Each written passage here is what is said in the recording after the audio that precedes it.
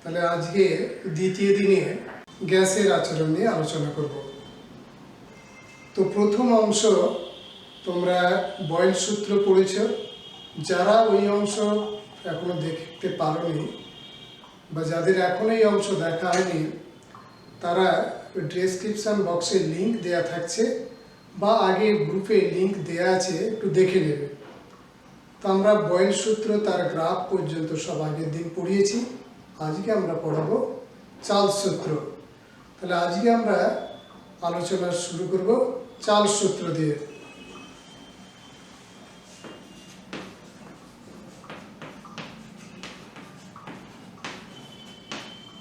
চার্লসের সূত্র, ঠিক আছে। এতে কি বলা হয়েছে দেখো, বলা আছে স্থির চাপে নির্দিষ্ট ভরের গ্যাসের আয়তন প্রতি ডিগ্রি সেলসিয়াস উষ্ণতা বৃদ্ধি বা হ্রাসের জন্য ওই গ্যাসের 0 ডিগ্রি সেন্টিগ্রেড উষ্ণতায় যে আয়তন হয় তার 1/273 বৃদ্ধি বা হ্রাস পায়। কি বলা হলো আরেকবার দেখো, স্থির চাপে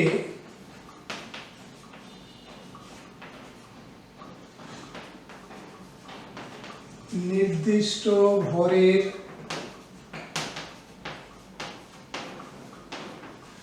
গ্যাসের আয়তন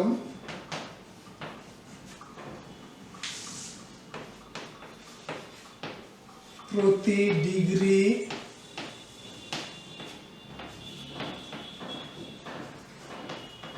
সেলসিয়াস উষ্ণতা বৃদ্ধি বা হ্রাসের জন্য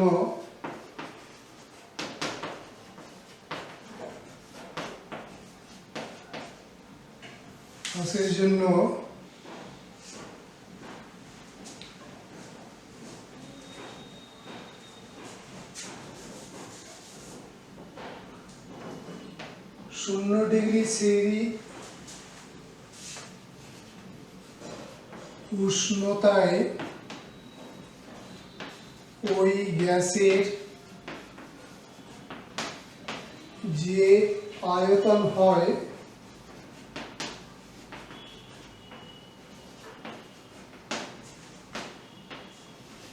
তার 1/273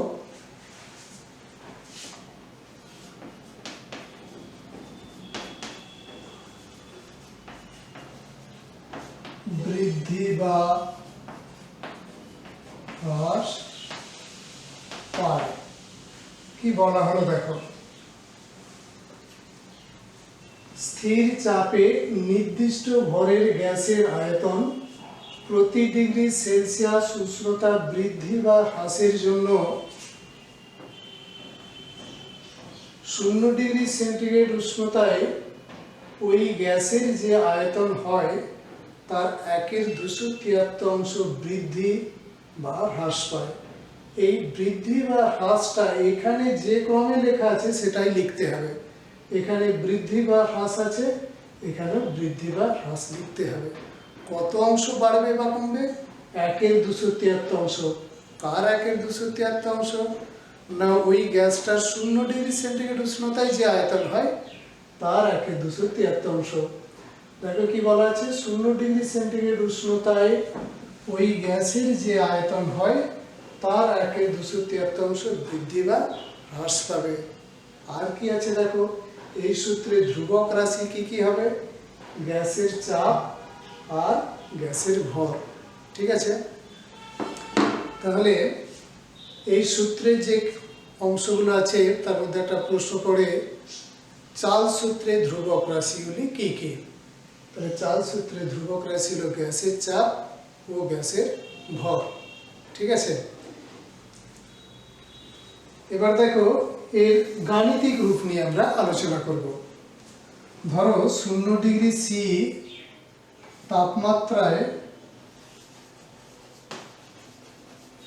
তাপমাত্রায় এই যে নির্দিষ্ট ভর আর নির্দিষ্ট চাপ আছে, তাতে গ্যাসটার আয়তন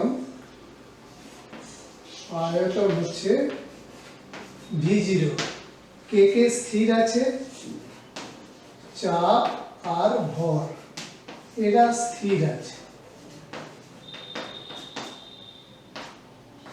তো তাতে 0°C তাপমাত্রা একটা গ্যাসের আয়তন হচ্ছে V0, তাপমাত্রা 1°C বৃদ্ধি করা হলো,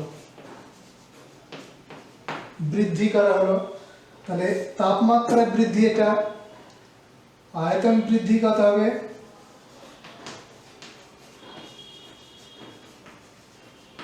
আয়তন বৃদ্ধি কত হবে দেখো বলা আছে 0°তে যে আয়তন হয় তার 1/273 বৃদ্ধি পাবে, তাহলে আয়তন বৃদ্ধি হবে V0 ইন্টু 1/273। ঠিক আছে, এই পরিমাণ বাড়বে। আয়তনটা ছিল কত V0, বেড়েছে কত V0 ইন্টু 1/273, তাহলে 1°C উষ্ণতায় আয়তন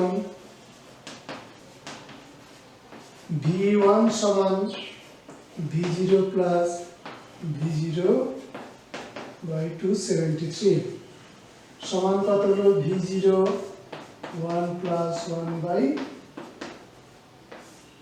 ঠিক আছে। এবার ধরো তাপমাত্রা 2° বৃদ্ধি করা হলো, তাহলে সেক্ষেত্রে 2°C যদি বৃদ্ধি করা হয় তাহলে দেখো আয়তন বৃদ্ধি কত হবে, আয়তন বৃদ্ধি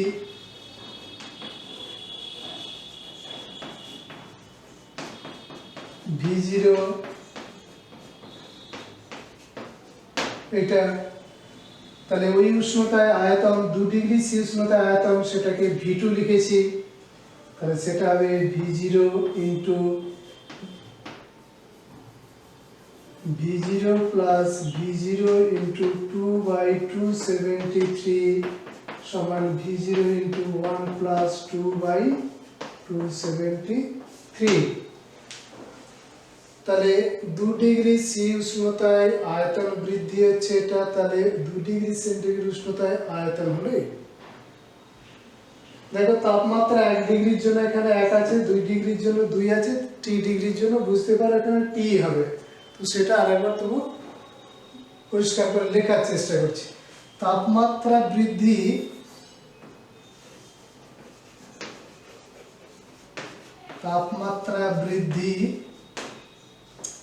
T°C, তাহলে আয়তন বৃদ্ধি কত হবে V0 T/273, তাহলে T°C উষ্ণতায় গ্যাসের আয়তন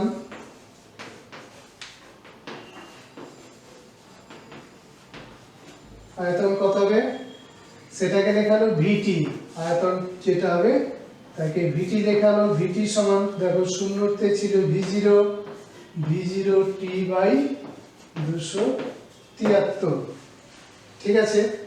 তো এখান থেকে দেখো V0 যদি কমন নিই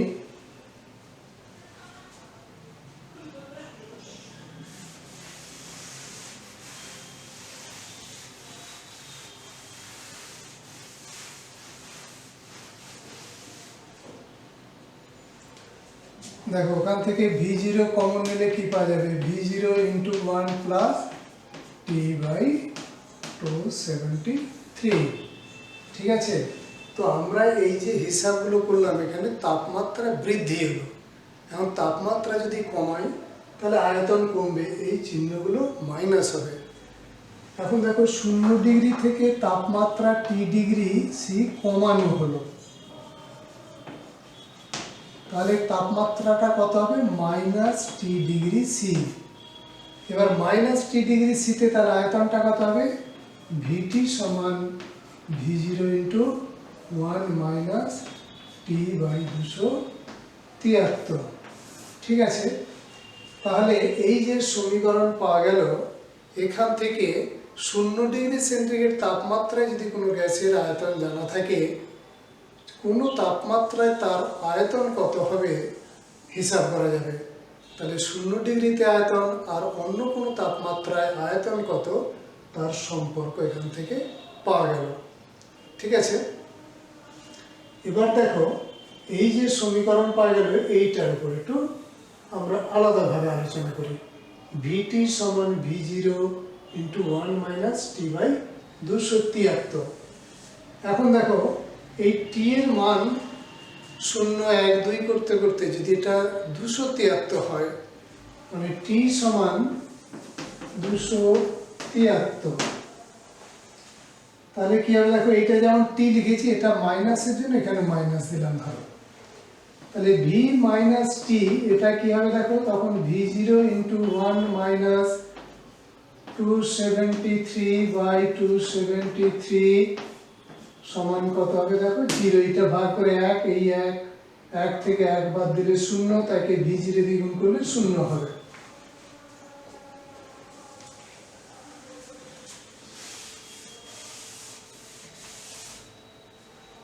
তাহলে দেখা যাচ্ছে এই যে তাপমাত্রা যদি 0 ডিগ্রি থেকে 273 ডিগ্রি সি কমাই, মানে মাইনাস 273 ডিগ্রি সি, মাইনাস 273, আবার সময়টা মাইনাস 273 হলো কেন না, তাপমাত্রা প্রথমে 0 ছিল, তা থেকে 273 ডিগ্রি কমিয়েছি, তাহলে মাইনাস 273 ডিগ্রি সি। দেখা যাচ্ছে মাইনাস 273 ডিগ্রি সি তাপমাত্রায় সব গ্যাসের আয়তন 0 হয়ে যাবে। আবার একটা দেখো, যদি লেখচিত্র আঁকি তাহলে কি পাওয়া যাবে।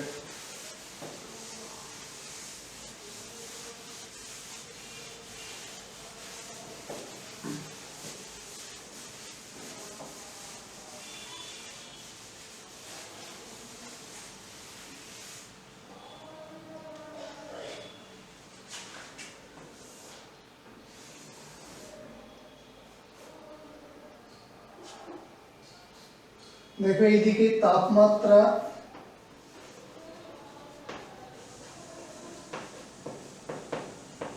ডিগ্রি সেন্টিগ্রেডে লেখা আছে তাপমাত্রা, আর এইদিকে লেখা আছে আয়তন।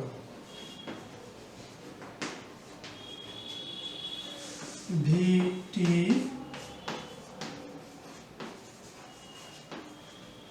লেখচিত্র। দেখো এইদিকে তাপমাত্রা, এটা ডিগ্রি সেন্টিগ্রেড এককে আছে, সেটা হলো টি ডিগ্রি সি লেখা থাক, আর আয়তনটা ভি। এই লেখচিত্র আঁকলে দেখা যায় যে লেখচিত্রটা এইরকম হয়। দেখো তাপমাত্রার অক্ষের সাথে আনত একটা সরলরেখা পাওয়া গেছে। এই সরলরেখার বৈশিষ্ট্য হচ্ছে একে যদি পিছন দিকে বর্ধিত করা হয়, ও একটা তাপমাত্রা অক্ষকে ছেদ করে, তাহলে যেখানে ছেদ করেছে আয়তনটা কত, আয়তনটা উপর দিকে বাড়ছে, এখানে আয়তন কত 0 হবে। দেখা যায় এই তাপমাত্রাটা হচ্ছে মাইনাস 273 ডিগ্রি সি। তাহলে এখানেও সমীকরণে দেখা গেল যে মাইনাস 273 ডিগ্রি সি তাপমাত্রায় সমস্ত গ্যাসের আয়তন 0 হবে। এই লেখচিত্র থেকে দেখা যাচ্ছে যে মাইনাস 273 ডিগ্রি সি তাপমাত্রায় গ্যাসের আয়তন 0 হবে। এখন এই মাইনাস 273 ডিগ্রি সেন্টিগ্রেড তাপমাত্রাকে বলা হয় পরম শূন্য তাপমাত্রা। ঠিক আছে, এই মাইনাস 273 ডিগ্রি সি তাপমাত্রার নাম হচ্ছে পরম শূন্য তাপমাত্রা। এবার বলা হচ্ছে কি পরম শূন্য তাপমাত্রা বলা হয় কেন না, মাইনাস 273 ডিগ্রি সেন্টিগ্রেড তাপমাত্রায় সকল গ্যাসের আয়তন 0 হয়। এই তাপমাত্রা গ্যাস নিরপেক্ষ, মানে বিভিন্ন গ্যাসের ক্ষেত্রে তাপমাত্রা বিভিন্ন রকম হবে এটা নয়। তাহলে গ্যাস নিরপেক্ষ, এই তাপমাত্রার তুলনায় কম তাপমাত্রা বাস্তবে সম্ভব নয়। এই তাপমাত্রায় সকল গ্যাসের চাপ এবং অণুর গতিশক্তিও 0 হয়। ঠিক আছে, সেই জন্য এই তাপমাত্রাকে বলা হচ্ছে পরম শূন্য তাপমাত্রা। ঠিক আছে, তাহলে কি কি বলা হলো দেখো, এগুলোর বৈশিষ্ট্য যে এই তাপমাত্রায় গ্যাসের আয়তন 0 হবে, সব গ্যাসের আয়তন 0 হবে, এটা গ্যাস নিরপেক্ষ। আর এর তুলনায় কম তাপমাত্রা বাস্তবে সম্ভব নয়। আবার দেখা গেছে এই তাপমাত্রায় সব গ্যাসের চাপ 0 হয়, আর গ্যাস অণুগুলোর গতিশক্তিও শূন্য হয়। ঠিক আছে, তাহলে -273 ডিগ্রি সেন্টিগ্রেড তাপমাত্রায় সকল গ্যাসের আয়তন শূন্য হয়। এই তাপমাত্রার তুলনায় কম তাপমাত্রা বাস্তবে সম্ভব নয়, আর এই তাপমাত্রা গ্যাস নিরপেক্ষ, তাই -273 ডিগ্রি সেন্টিগ্রেড তাপমাত্রাকে পরম শূন্য তাপমাত্রা বলা হয়। ঠিক আছে, তাহলে পরম শূন্য তাপমাত্রা কাকে বলে সেটা বুঝতে পারলেন। এবার দেখো, এই পরম শূন্য তাপমাত্রাকে শূন্য ধরে একটা নতুন স্কেল তৈরি করা হয়। সেই স্কেলটার নাম হচ্ছে কেলভিন স্কেল বা তাপমাত্রার পরম স্কেল। কি বলা হলো, -273 ডিগ্রি সি কে শূন্য ধরে তাপমাত্রা পরিমাপের একটা নতুন স্কেল তৈরি করা হলো, যে স্কেলটার নাম হচ্ছে পরম স্কেল বা কেলভিন স্কেল। বিজ্ঞানী কেলভিনের নাম অনুসারে নাম হচ্ছে কেলভিন স্কেল, পরম স্কেল বা কেলভিন স্কেল। এবার প্রশ্ন পড়ে, কেলভিন স্কেল কাকে বলে বা উষ্ণতা পরিমাপের পরম স্কেল কাকে বলে? দেখতে বলা হয়েছে -273 ডিগ্রি সি কে শূন্য ধরে এবং প্রতি ডিগ্রি উষ্ণতা বৃদ্ধি 1 ডিগ্রি সেলসিয়াস উষ্ণতা বৃদ্ধির সমান করে তাপমাত্রা পরিমাপের যে স্কেল গঠন করা হয় তাকে পরম স্কেল বা কেলভিন স্কেল বলা হয়। দেখো বিবৃতিতে কি বলা হলো একটু শোনো।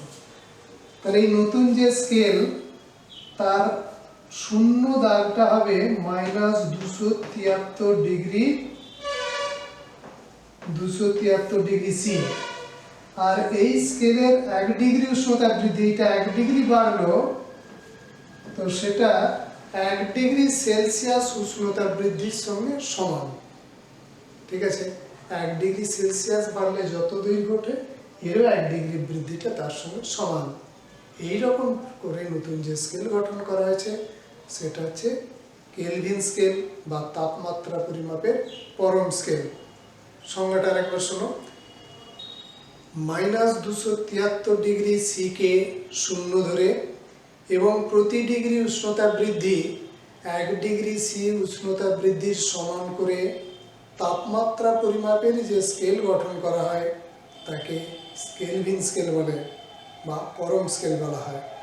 ঠিক আছে, এবার দেখো এখান থেকে পড়তে হবে কেলভিন স্কেল আর সেন্টিগ্রেড স্কেল পাঠের মধ্যে সম্পর্ক।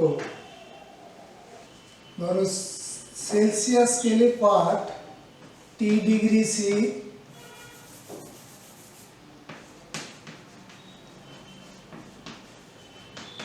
সেলসিয়াস স্কেলে পাঠ টি ডিগ্রি সি,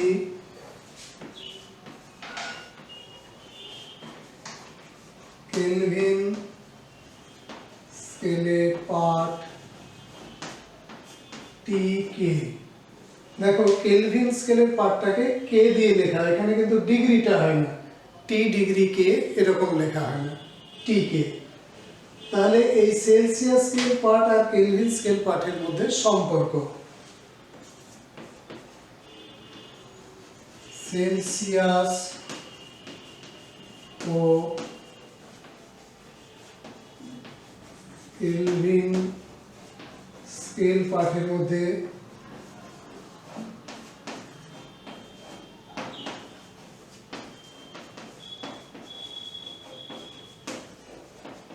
সম্পর্ক, সেটা দেখো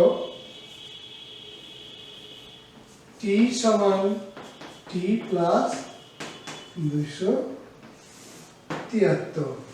ঠিক আছে, সেলসিয়াস স্কেল ও কেলভিন স্কেল পাঠের মধ্যে সম্পর্ক।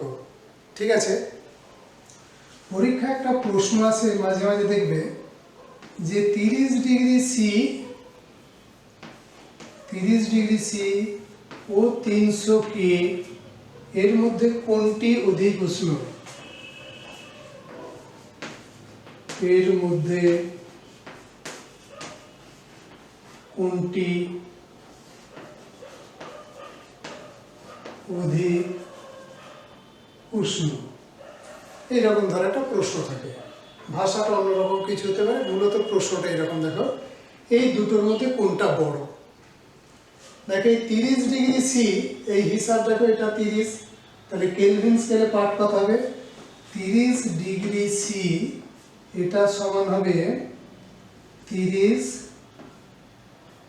প্লাস 273 কে সমান 303 কে। ঠিক আছে, এটা হচ্ছে T1 আর T2 কত? 300 কে। তাহলে দুটো তাপমাত্রাকেই একই এককে নিয়ে যাওয়া হলো। নিয়ে যাওয়ার পর দেখছো এটা হচ্ছে 303 কে আর এটা হচ্ছে 300 কে। তাহলে কোনটা বড়? T1টা বড়, এই 30 ডিগ্রি সি বড়। এবার বলো দুটোকে একই এককে আনা হবে। যদি এটাকে সেন্টিগ্রেডে আনে কি করতে হবে? দেখো সেন্টিগ্রেডে আনতে গেলে এ থেকে 273 বাদ দিতে হবে। এ থেকে 273 যদি বাদ দিই কত হবে?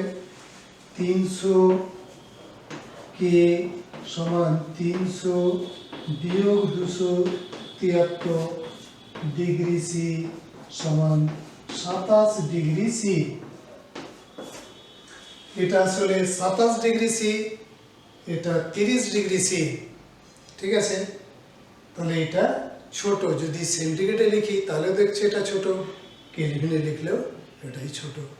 ঠিক আছে, তাহলে এর মধ্যে কে ছোট কে বড় এরকম হিসাব থাকলে পারবে।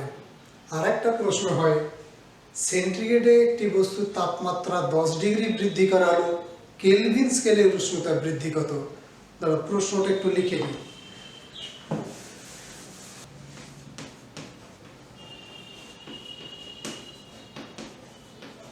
সেলসিয়াস স্কেলে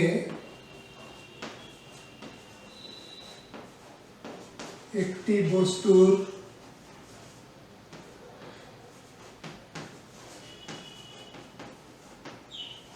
উষ্ণতা বৃদ্ধি 10 ডিগ্রি হলে কেলভিন স্কেলে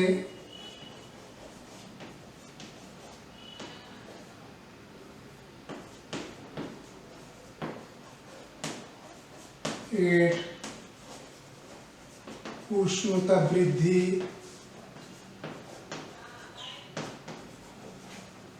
কত হবে?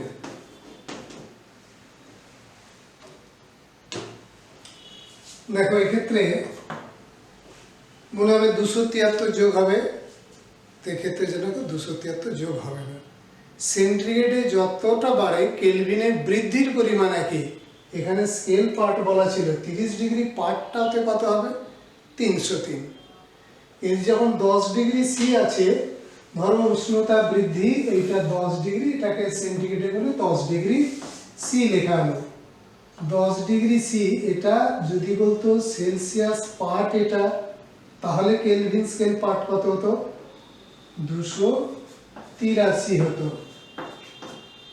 ঠিক আছে, কিন্তু বলেছে উষ্ণতা বৃদ্ধি 10 ডিগ্রি, মানে হয়তো 30 ছিল বেড়ে 40 হয়েছে, নাহলে প্রথমে 80 ছিল পরে বেড়ে 90 হয়েছে। তো এক্ষেত্রে সেলসিয়াসের বৃদ্ধি আর কেলভিনের বৃদ্ধি একই, তাহলে কেলভিন স্কেলের উষ্ণতা বৃদ্ধি কত হবে? 10 কে। ঠিক আছে, কারণ কি বলা হলো?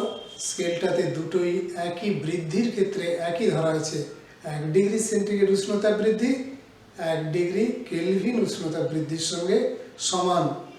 আরেকবার বিষয়টা শোনো, কেলভিন স্কেল যে গঠন করা হয়েছে তার প্রতি ডিগ্রি উষ্ণতা বৃদ্ধি 1 ডিগ্রি সেলসিয়াস উষ্ণতা বৃদ্ধির সমান করে স্কেলটা গঠন করা হয়েছে। তাই কেলভিনে যদি 1 ডিগ্রি বাড়ে সেন্টিগ্রেডেও 1 ডিগ্রি বাড়বে, সেন্টিগ্রেডে 1 ডিগ্রি বৃদ্ধি করলে কেলভিনে 1 ডিগ্রি বৃদ্ধি পাবে। কিন্তু কেলভিনস পার্ট আর সেলসিয়াস পার্ট এক নয়। ঠিক আছে, এটা বুঝতে পারলে। যদি একটু বিস্তারিত বোঝাতে চাই, ধরো এরকম যে প্রথমে ধরো 0 ছিল, তাহলে বেড়ে পরে 10 ডিগ্রি হয়েছে। প্রথমে 0 ডিগ্রি ছিল, পরে 10 ডিগ্রি হয়েছে। এটা মানে কত? 273 কে, এটা কত? 283 কে। ঠিক আছে, তাহলে বেড়েছে কত? দেখো 10 কে। ঠিক আছে, দেখো পরম শূন্য উষ্ণতার ধারণা পাওয়া গেল। এবার পরম শূন্য উষ্ণতার সাহায্য নিয়ে আমরা চার্লসের সূত্র প্রকাশ করব। তো পরম শূন্য উষ্ণতায় কি পাওয়া গেল দেখো, যদি 3 ডিগ্রি সেন্টিগ্রেড হচ্ছে সেন্টিগ্রেড স্কেল পার্ট আর কেলভিন স্কেল পার্ট টিকে হয়, তাহলে টি সমান টি প্লাস 273 এইরকম সম্পর্ক পাওয়া গেছে। ঠিক আছে, দেখো এবার 0 ডিগ্রি সেন্টিগ্রেড উষ্ণতা একটা গ্যাসের আয়তন V0। কি বলা হলো, 0 ডিগ্রি সি তখন গ্যাসটার আয়তন V0। ধরো T1 তাপমাত্রা, তখন তার আয়তন হচ্ছে V1। এই V1 সমান কি হবে না, V0 into 1 plus T1 by 273 এইটা হবে। এই একটু আগে দেখানো হয়েছিল। তো এবার দেখো এটা সমান হবে V0 ইন্টু 273 T1 বাই 273। তাহলে কি পাওয়া গেল দেখো,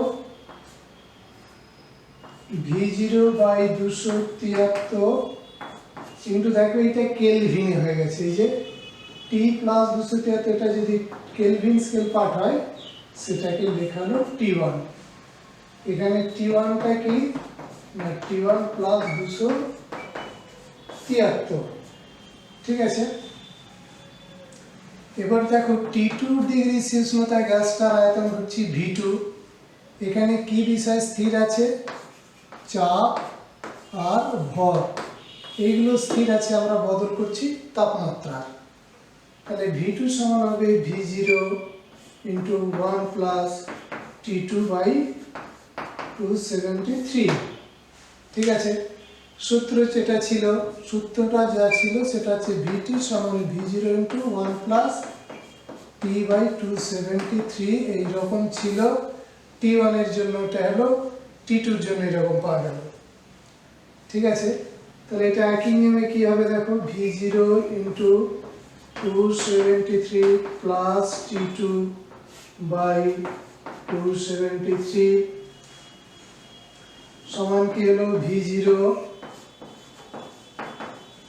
ইন্টু এই যে দেখো V0 273 লেখা আছে, এই অংশের জন্য কি পাওয়া যাবে, এই অংশে পাওয়া যাবে T2, যেখানে T2টা আছে T2 প্লাস 273 কেলভিনে। ঠিক আছে, তাহলে দেখো এখানে V1 পাওয়া গেছে, এটা V2 পাওয়া গেছে। আবার দেখো কি পাওয়া গেল, একবার লিখে নিই, V1 সমান হচ্ছে V0 বাই 273 T1। V2 সমান কি পাওয়া গেছে, V0 বাই, দেখো এই যে V1 এইটা V2। এবার দেখো V1 বাই V2 সমান কি হবে, দেখো এই দুটোকে ভাগ করা হবে। ভাগ করলে দেখো এই দুটো রাশি একই, তাহলে এই দুটো রাশি যদি একই হারে কেটে যাবে, সমান হবে T1 বাই T2। তাহলে V1 বাই T1 সমান V2 বাই T2। এখান থেকে লেখা যাবে V ভ্যারিজেস T। তাহলে কি লেখা যাবে দেখো, এই যে V ভ্যারিজেস T, এই সূত্রটা হচ্ছে পরম শূন্য উষ্ণতার সাপেক্ষে চার্লস সূত্রের গাণিতিক রূপ।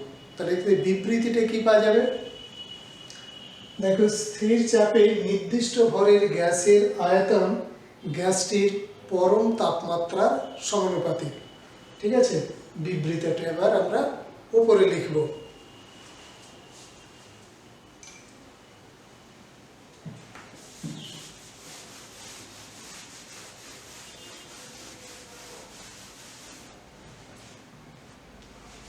কি লেখা হবে,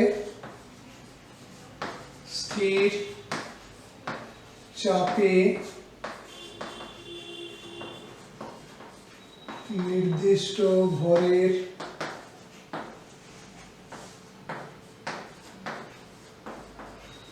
গ্যাসের আয়তন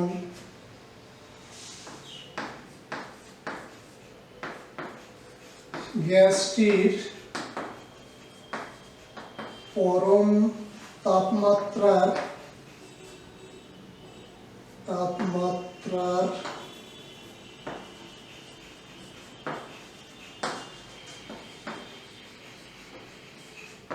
সমানুপাতিক।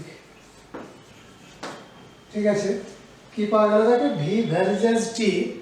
টিটা হচ্ছে পরম তাপমাত্রা, কখন ঘটবে, যখন চাপ আর ভর স্থির থাকবে। সেইগুলোকে নিয়ে চার্লস সূত্রে বিবৃতি লেখালো পরম তাপমাত্রার সাপেক্ষে। সেটা কি হলো দেখো, স্থির চাপে নির্দিষ্ট ভরের গ্যাসের আয়তন গ্যাসটির পরম তাপমাত্রার সমানুপাতিক। ঠিক আছে, আচ্ছা, তাহলে ভি ভার্সেস টি পাওয়া গেল। এবার দেখো ভিটি লেখচিত্র অঙ্কন করা হবে।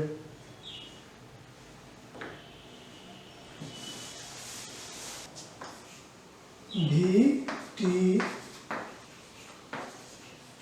লেখচিত্র।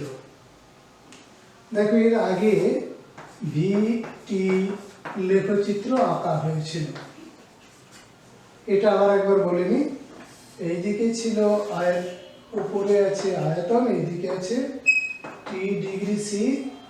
লেখচিত্র ছিল এইরকম, একে পিছন দিকে বর্ধিত করলে -273 ডিগ্রি সি তাপমাত্রায় ছেদ করেছিল, এইরকম লেখচিত্র পাওয়া গেছিল ভিটি।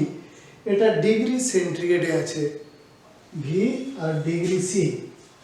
এবার যখন এটা পরম তাপমাত্রার হিসাবে লেখা হবে, দেখো পরম তাপমাত্রায় তাপমাত্রাটা কখনো ঋণাত্মক হয় না, তো সেটার সর্বনিম্নটাই হচ্ছে 0। এর লেখচিত্র হবে এইরকম, কোন এইদিকে আছে আয়তন ভি, এইদিকে আছে টি কেলভিন। তাহলে আয়তন আর এইদিকে আছে তাপমাত্রা। ঠিক আছে, তাহলে দুটো লেখচিত্র দেখছো, এটা 0 থেকে শুরু হচ্ছে না আর এটা 0 থেকে শুরু হয়েছে। এই লেখচিত্রকে যেখানে তাপমাত্রা অক্ষকে ছেদ করে সেটা পরম শূন্য তাপমাত্রা। ঠিক আছে, তাহলে পরম তাপমাত্রা আর আয়তন নিয়ে লেখচিত্র এটা পাওয়া যাবে। ঠিক আছে, এবার তোমাদের পড়াবো চার্লস ও বয়েলের সমন্বয় সূত্র। চার্লস সূত্র পাওয়া গেল, বয়েল সূত্র পাওয়া গেল, এই দুটোকে একসাথে সমন্বয় করে চার্লস ও বয়েলের সমন্বয় সূত্র এবার আমরা প্রতিষ্ঠা করব।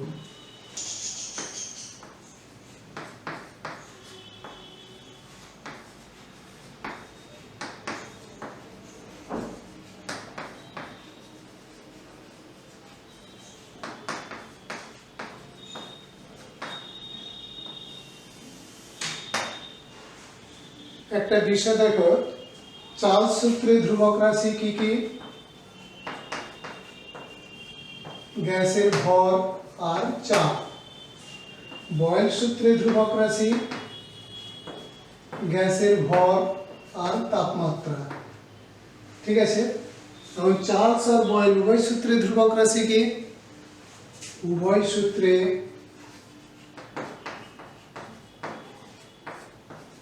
ধ্রুবক রাশি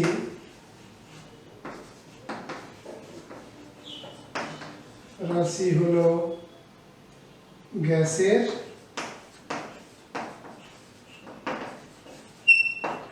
ভর।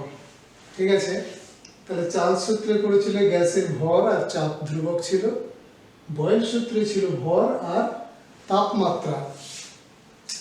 তো দুটো সূত্রতেই দেখো ভরটা আছে ধ্রুবক, তাহলে চার্লস ও বয়েল সূত্রে ধ্রুবক রাশি হলো গ্যাসের ভর। ঠিক আছে, এবার দেখো আমরা ওটা একটু পরীক্ষায় বেশ প্রশ্নটা আছে, সেই জন্য দুটো সূত্রের ক্ষেত্রে ধ্রুবক রাশিকে বোঝানো হলো। এবার দেখো এই চার্লস আর বয়েল সমন্বয় সূত্র প্রতিষ্ঠা করব। দেখো নির্দিষ্ট ভরের গ্যাস নেওয়া আছে, নির্দিষ্ট ভরের গ্যাস নেওয়া হলো, তার চাপ হচ্ছে পি, চাপ সমান পি, আয়তন হচ্ছে ভি, আর তাপমাত্রা সেটা হচ্ছে ক্যাপিটাল টি। ঠিক আছে, তাহলে নির্দিষ্ট ভরের গ্যাস নেওয়া হলো, ওই গ্যাসের টি তাপমাত্রায় আয়তন ভি আর চাপ পি। এবার বয়েল সূত্রে কি বলা আছে? বয়েল সূত্রে বলা আছে যে ভি ভার্সেস 1/পি যখন টি আর এম স্থির। ঠিক আছে, তাহলে বয়েল সূত্র থেকে পাওয়া গেল ভি ভার্সেস 1/পি গ্যাসের আয়তন চাপের ব্যস্তানুপাতে পরিবর্তিত হয় যখন গ্যাসের ভর ও তাপমাত্রা স্থির। চার্লসের সূত্র, এ থেকে কি পাওয়া গেল? চার্লসের সূত্র যেটা পরম তাপমাত্রার সাপেক্ষে প্রমাণ করা হয়েছিল, ভি ভার্সেস টি যখন পি আর এম স্থির।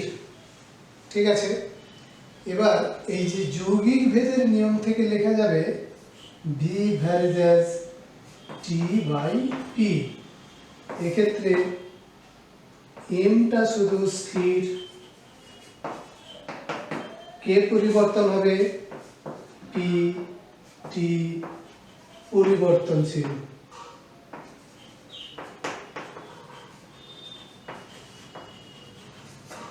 পি আর পি পরিবর্তন হবে, ভর স্থির আছে, তাহলে V versus T by P হবে।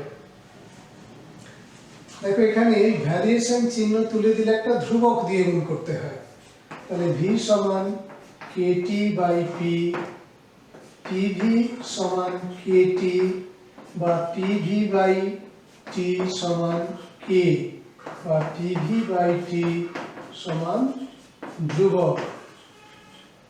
এটা হলো চার্লস ও বয়েল সূত্রের সমন্বয় সূত্র। চার্লস আর বয়েলের সমন্বয় সূত্র হলো পিভি বাই টি সমান কে। এখন দেখো এই যে পিভিটি পাওয়া গেছে, ধরো এম ভরের গ্যাস, তার যখন তাপমাত্রা T1 তখন চাপ P1 আয়তন V1। তাপমাত্রা যখন T2 করা হলো তখন আয়তন হয় V2, চাপ হয় P2। তাহলে ওইখান থেকে কি লেখা যাবে দেখো,